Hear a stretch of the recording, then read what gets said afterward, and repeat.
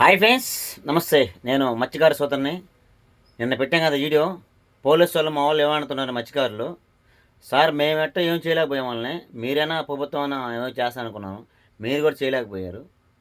ఆ, మీకు ఆ బోట్లు మీకు సెట్ కాదు సార్, పట్టడానికి పెద్ద బోట్లు కావాలని చెప్తున్నారు.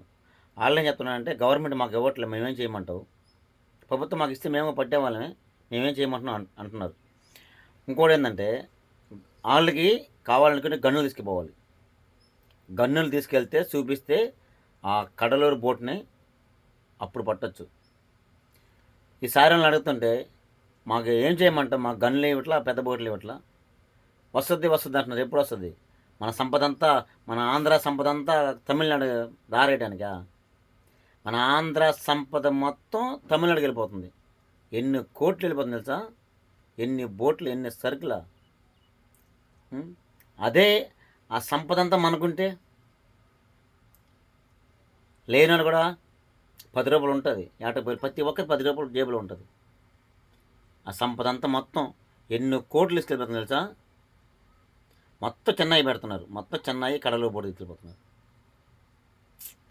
సార్ మీరు త్వరగా ఆ బోటు తయారు చేస్తున్నారు. మన ఆంధ్రాకి మత్స్యకారులకి 2 బోట్లు ఇస్తానని చెప్పారు.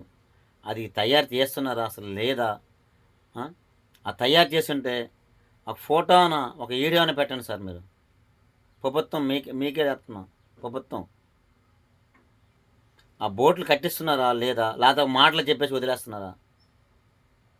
మా సంపద అంతా ఎన్ని బోట్లు సార్, ఇప్పుడు కూడా వల్ల దిగిపోయింది. మన వల్ల దిగిపోయింది సార్ మాది. ఈ వార్తలు కూడా చెప్తున్నారు. ఎందుకు సార్ మమ్మల్ని ఆడుకుంటారు మత్స్యకారంటే? మాటలు ఇచ్చేది సార్, మాటలు ఇచ్చేది కాదు, నిలదీసుకోవాలి. మాటలు కూడా మాట మీద ఉండాలి సార్, ఎవరైనా సరే. అది మాట చెప్పేశారు, మేము 2 బోర్డులు కట్టేస్తాం ప్రభుత్వం అని చెప్పారు. ఎట్టిపోయారు మీరు? కట్టుతున్నారా అసలు లేదా? చూడు మా పరిస్థితి చూడు. నైట్ లాక్కెళ్ళిపోతున్నారు వాళ్ళు మొత్తం. నైట్ రావటం, వాళ్ళ అమ్మలది ఆస్ట్రేలియా, వాళ్ళ అబ్బలది ఆస్ట్రేలియా ఉంది కదా ఆంధ్రలో, తీసుకుపోతున్నారు మొత్తం నుంచి. సంపద అంతా దూసుకెళ్ళిపోతున్నారు. అటు నా కొడుకులు ఏం చేయాలి? ఎందుకు సార్ మా బాధలు అలా ఉంది సార్, చెప్పుకోలేకపోతున్నాం సార్. ప్రభుత్వం చర్య తీసుకొని ఆ నా కొడుకుని పిట్ల కాల్చాను సార్ మీరు. లేకపోతే మాకు బోట్లు ఇవ్వండి సార్, మాకు పెద్ద బోట్లు. ఆ నా కొడుకు బోట్లు తగలబెట్టేస్తాం మా అక్కడ సముద్రంలోనే. వాళ్ళని ఎక్కించుకోవడం బోట్లు తగలబెట్టేయడం బోటుని. మా బాధలు అలా ఉంది సార్, అర్థం చేసుకోండి సార్ మీరు.